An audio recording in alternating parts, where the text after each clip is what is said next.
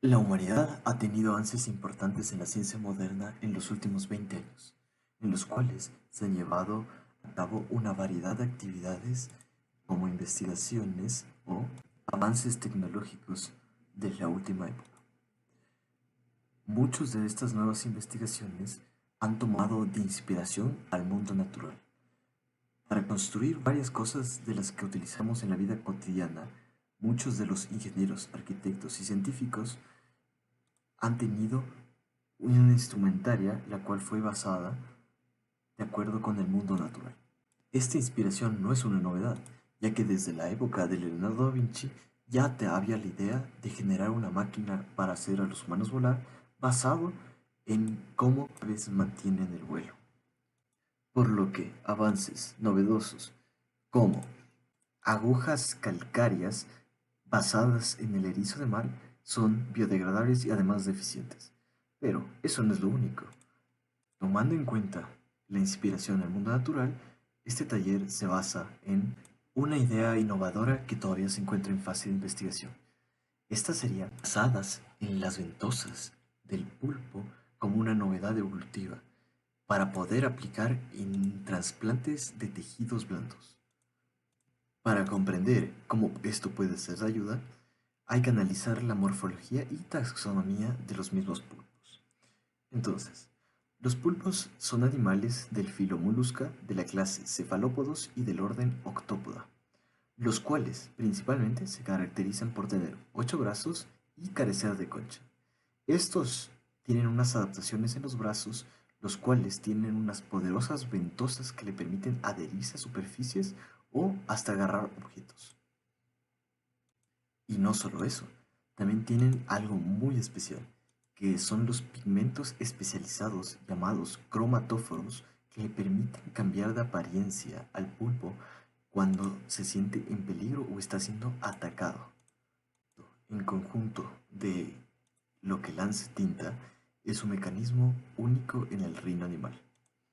Algo curioso sobre estos pulpos es que además de tener 3 corazones, se les considera como uno de los animales más inteligentes en el mundo acuático, ya que a través de sus sentidos avanzados y capacidad para realizar múltiples tareas complejas, pueden capturar a sus presas con mucha facilidad. Entonces, al tener ya esto definido, tenemos que ahora definir qué es lo que es un tejido blando. Se define como los músculos, grasa o tejido fibroso hasta vasos sanguíneos que pueden sostener al cuerpo. Y entonces, al haber definido esto, podemos presentar una novedad, la cual sería cómo el trasplante de tejidos frágiles puede suponer un problema especial con una solución viable basándonos en la morfología de las ventosas de estos pulpos y así determinar un estudio el cual pueda ser viable para los humanos.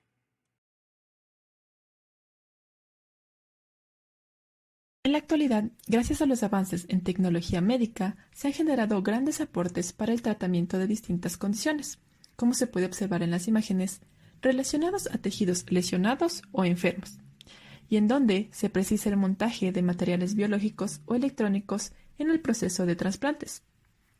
Pero, esto también ha significado grandes retos para los cirujanos, ya que el manipular elementos tan delicados como láminas de células o tejidos blandos es un gran desafío al momento de sujetar y descargar dichos elementos que generalmente se pueden llegar a deformar o arrugarse. Al realizar transferencia de tejidos blandos es de suma importancia el asegurar el agarre quirúrgico, y si de por sí las sustancias vivas son frágiles, también existe la probabilidad de contaminación de los tejidos al momento de adherir y liberar los mismos en la zona que se está tratando. Por ejemplo, una de las técnicas quirúrgicas más antiguas de la oftalmología es la obtención de tejido corneal para el procedimiento denominado queratoplastía, que básicamente se refiere a la sustitución parcial o total de la córnea, debido a daños causados por diferentes enfermedades, como el glaucoma. En este proceso se extrae el tejido afectado de las capas posteriores de la córnea incluido el endotelio y membrana de Desmet, que protege al endotelio de lesiones e infecciones. En este tipo de procesos se ha determinado que es más común la contaminación del órgano durante la toma o la preservación del tejido corneal que una contaminación o infección que se traspase del donador al receptor. La ingeniería tisular justamente permite que, a partir de un pequeño fragmento de tejido, se recupere la funcionalidad global del tejido u órgano dañado. Y para ello, uno de los métodos que se sigue es el cultivo celular.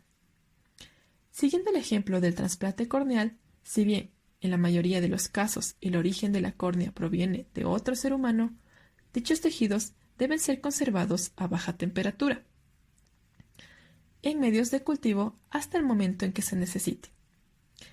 El proceso de transferir una sola lámina desde el medio de cultivo al paciente lleva de 30 a 60 minutos, y en ese tiempo existe un gran riesgo de romperse o arrugarse, y por consiguiente de que los pacientes se vean críticamente afectados.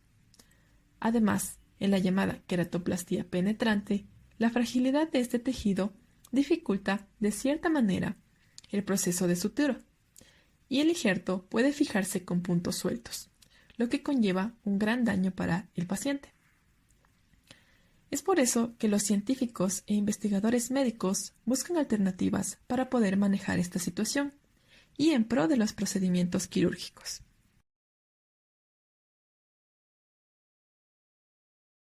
Ante la constante búsqueda de una solución a dichos problemas, los científicos se interesaron en los pulpos, porque son capaces de recoger cualquier objeto, ya sean estos húmedos o secos, presionando sus ventosas sobre su objetivo, por lo que se ha optado por desarrollar investigaciones en las que se utilice esta metodología aplicada en dispositivos electrónicos para transferir los tejidos finos externos al cuerpo del paciente a una velocidad y precisión récord, sin dejar daño alguno.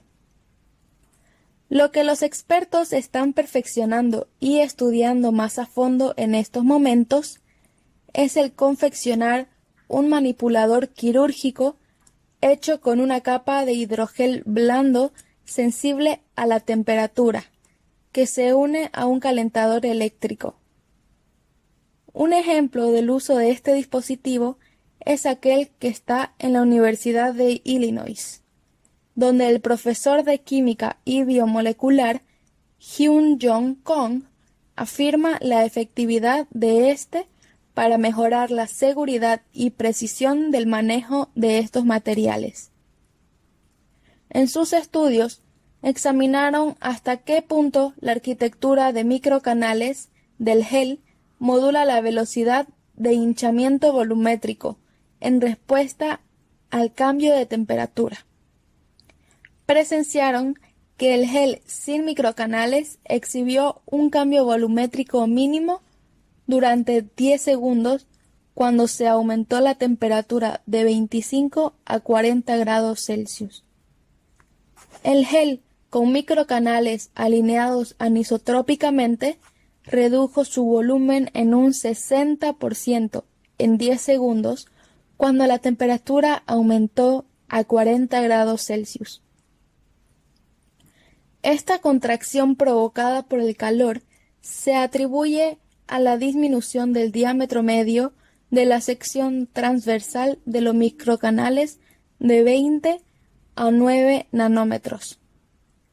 La contracción y expansión del aparato con microcanales alineados anisotrópicamente permitió que el gel agarra, levantara y liberara materiales de interés. Las señales bioeléctricas controlan la contracción y relajación rápidas del músculo blando y, a su vez, cambian la presión interna de las ventosas. Estas estrategias requieren que se aplique una fuerza mecánica externa para unir y separar materiales de interés. Por otro lado, Las ventosas sintéticas son 2 o 3 niveles más rígidas que las biológicas, gracias a que están hechas con acrilatos de poliuretano. Este manipulador demostró que puede repetir la sujeción y descarga de materiales finos y frágiles en 10 segundos, en respuesta a una señal eléctrica. Adentrándonos un poco en la anatomía y función de las ventosas, estas presentan dos cámaras.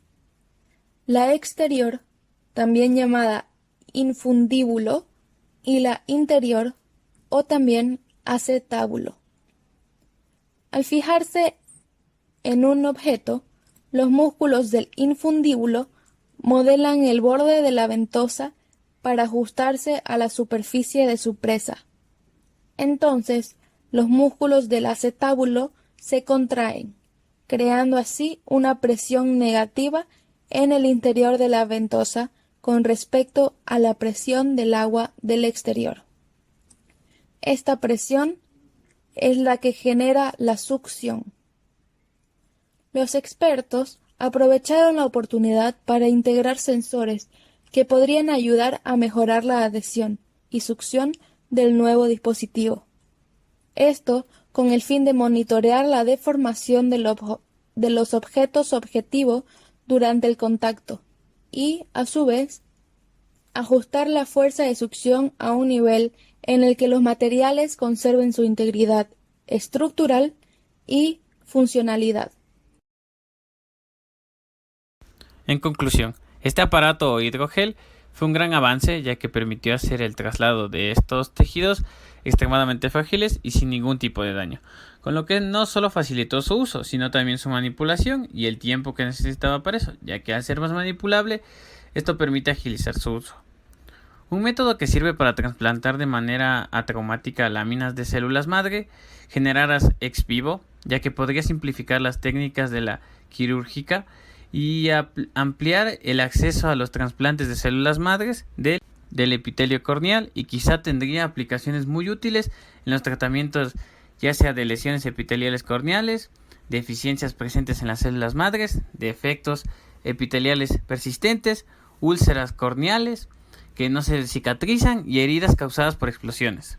Pero también tiene sus limitantes, y la mayor limitante es la elaboración de este dispositivo, que permite resolver el problema de la fragilidad que tienen estos tejidos, ya que se necesitan procesos muy específicos para la fabricación de los mismos o de los sensores, que no son de nada fácil de elaboración ni adquisición. A esto tenemos que sumarle que el peso es otro limitante, ya que hace inviable hacer ventosas de un tamaño considerable para que se pueda abarcar una mayor cantidad de tamaños.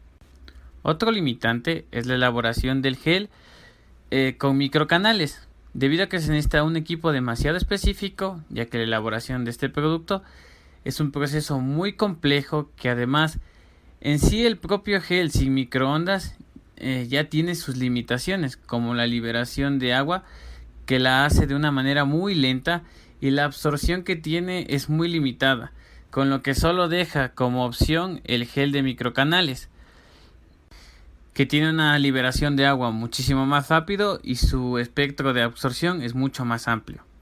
Además de lo antes mencionado, las temperaturas específicas tienen que ser muy exactas, ya que si no, el producto final no tendrá las características que se desea, lo que impedirán que lo que harán que el tejido se vuelva frágil y sea dañado con facilidad, ya que sabemos que la temperatura de la capa es lo que controla la expansión de la capa del gel microcanalizado, que a su vez esto es lo que regula la fuerza de adhesión, y esto es lo que permite que se puedan transportar los tejidos tan frágiles que tienen. Además de que las maquinarias para hacer este gel tienen un coste elevado y dificultan su producción masiva.